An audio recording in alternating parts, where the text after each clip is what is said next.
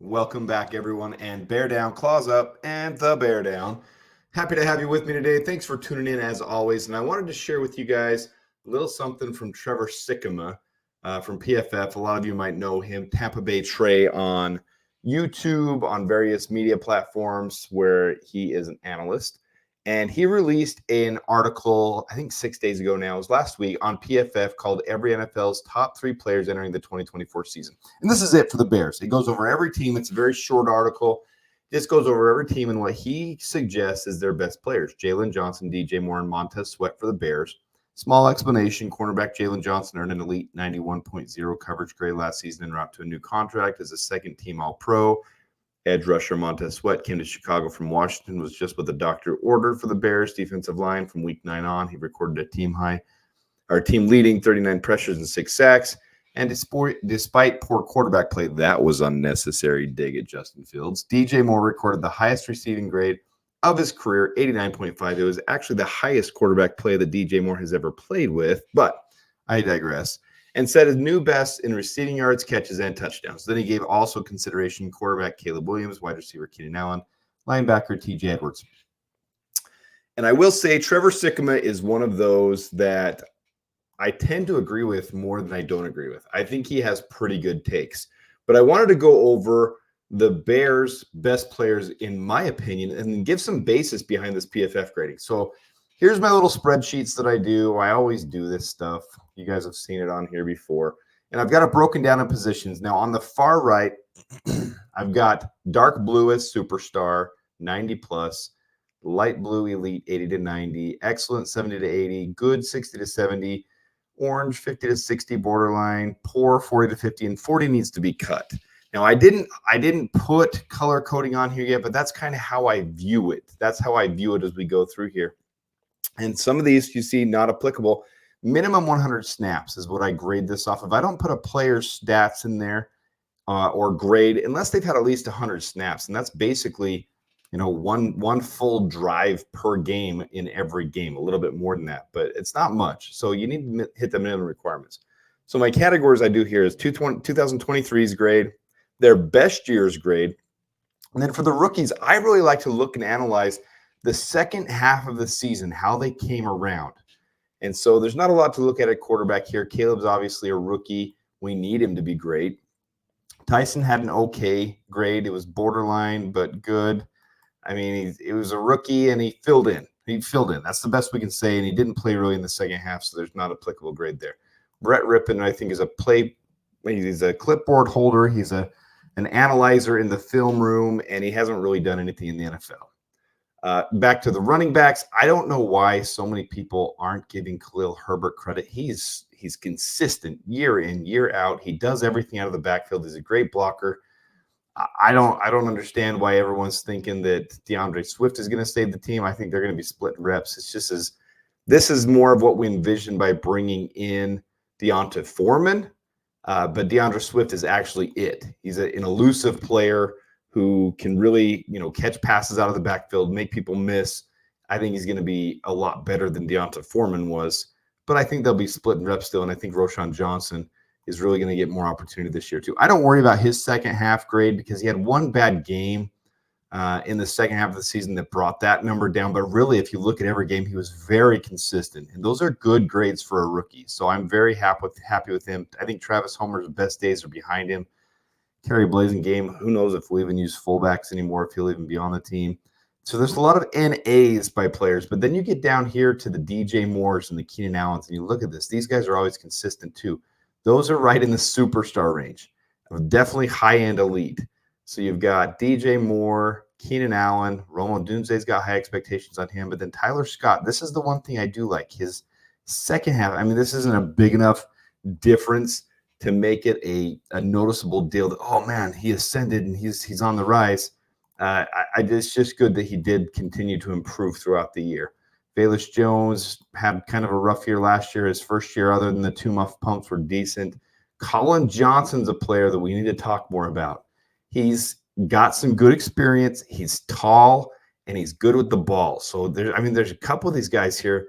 Good shot of making the team. One of these guys are going to make the team. I really don't think any of these guys are going to make the team. but there's a good shot that any of those guys could make the team. I doubt all of them. Maybe we carry 7 wide receivers this year. This is 8 of them, and I think all 8 of these guys have a decent shot of making the roster. You see Dante Pettis and Colin Johnson, their best years, pretty solid years for wide receivers.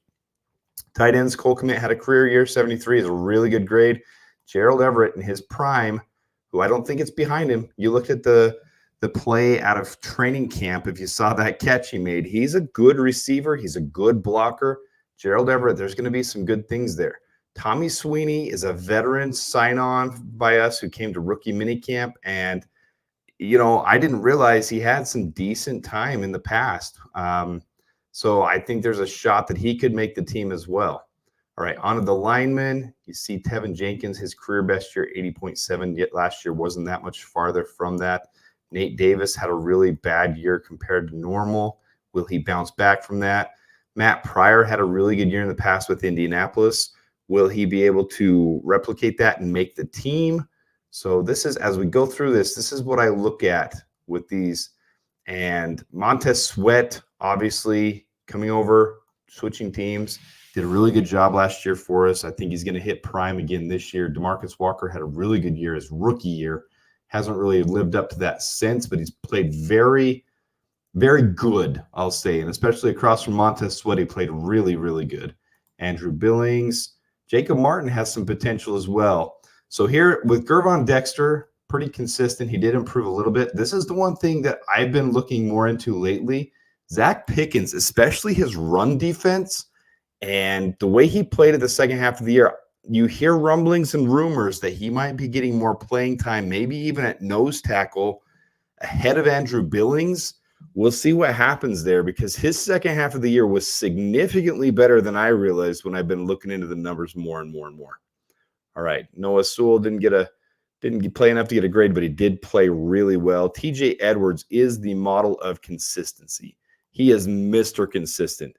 In fact, I'm going to pull that, and then we'll go to this. I'm going to pull that up. But Kevin Byard, his best year, 90.2. Last year, 72.8. We already hear rumblings about how he is becoming a leader on this team, how he put his arm around Caleb and said, look, we're going to make you better. We're going to do this.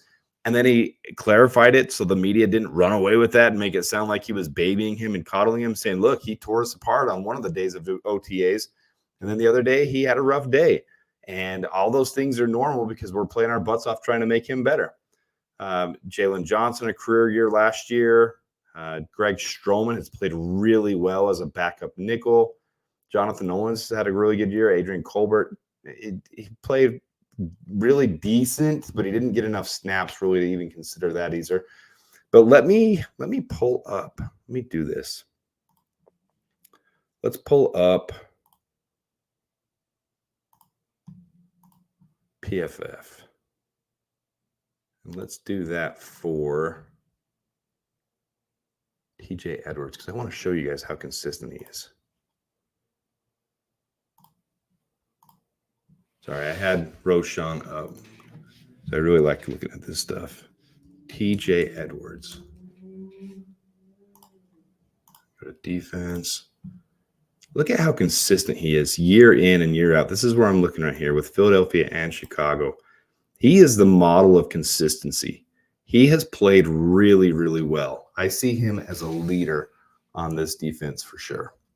So I don't want to go too deep into all those things. So let's go now. These are all the Bears players last year with a 70-plus PFF grade. So I showed you where I ranked them all. 90-plus is like superstar.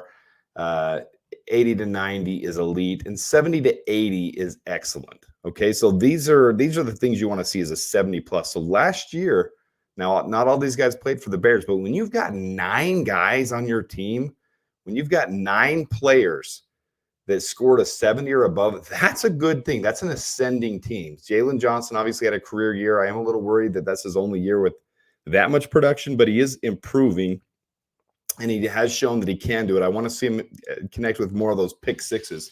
He had multiple opportunities where he could have had more interceptions, and I think he left some on the table. So I want to see what Jalen Johnson can do as far as replicating and improving. DJ Moore at 89.3 PFF grade. He earned every bit of that. Keenan Allen, 86.3. TJ Edwards, the leader of the defense, 79.6. Khalil Herbert, 77.9. Montez Sweat, 74.8. Cole Kmet, 73.7. Kevin Byard, 72.8. Tevin Jenkins, 72.6. So here are my top 5, and they are in order of who I think the Bears' best players are, and here's why.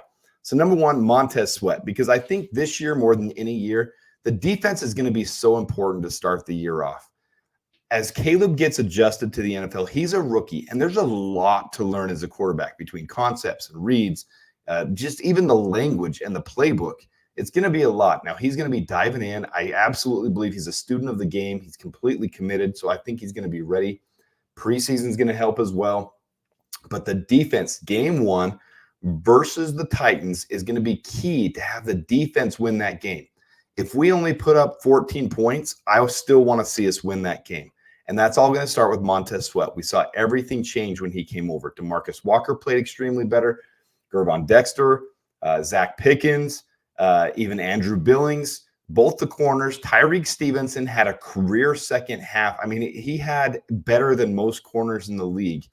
And then you got Kevin Byard coming over to help too. I think it all starts with the pressure on the front of the line, and that helps flow things from the defensive standpoint. The defenders have a better opportunity to stick with their men and less time for the quarterback to throw the ball. So I think it all cruxes on Montez Sweat this year. I have him as our number 1 player heading into 2024. Number 2, with the rookie quarterback, you could have put DJ Moore or Keenan Allen here. It's just DJ Moore has already been on the team. He's already shown he can do it with lower quarterback play. And I'm not insinuating that Caleb's going to have lower quarterback play. I'm just saying he's going to ascend Caleb's quarterback play early to help him adjust into the league, make it so Caleb can come into his own stride and then become the player that takes over the league. So you could have put DJ Moore or Keenan Allen. I really think DJ Moore is the leader of this team's wide receiver core, so I put him. But we can say honorable mention Keenan Allen and Rome Odunze, because Rome Odunze, with the measurables he has, with his height, with his high point, with his contested catch, nobody comes out in the league with that high of a contested catch rate, that low of a drop rate, and doesn't become a superstar. The only two to have as high in numbers as Rome Odunze this year within the last decade are Justin Jefferson and Jalen Waddle, and they both adjusted to the league just fine. Number 3, I am putting Caleb Williams on here because he is the leader of the team. We traded away our number 1 quarterback last year, and we are riding with Caleb Williams. It is so imperative that he becomes that superstar, and I think it won't necessarily see it. You could see it game 1, 2, 3, 4, but I think he's going to ascend into that with the way this team is structured and built. Thank you, Ryan Poles, for building this team the way it is. I really believe he's going to have instant success in the league. Number 4, Jalen Johnson. Just like last year, he had a 33 NFL passer rating against. It really locks down the other team's quarterback from throwing the ball his direction. Now with Tyreek Stevenson doing the same on the other side, handling the ball or handling the defense, I really think that secondary is going to put pressure on the quarterbacks and limit them. And I think we're going to have that defense locked down, keeping teams under 20 points a game, making it easier for us to win. And the same with TJ Edwards. Been a leader on the team, hits principal master, he's laying the lumber on every single play. He finds the ball, he gets to the ball, he attacks the ball. So I think those are my top 5 players. Let me know what you guys think, because other people could have other people on this list. You could think our offensive line is top of this league.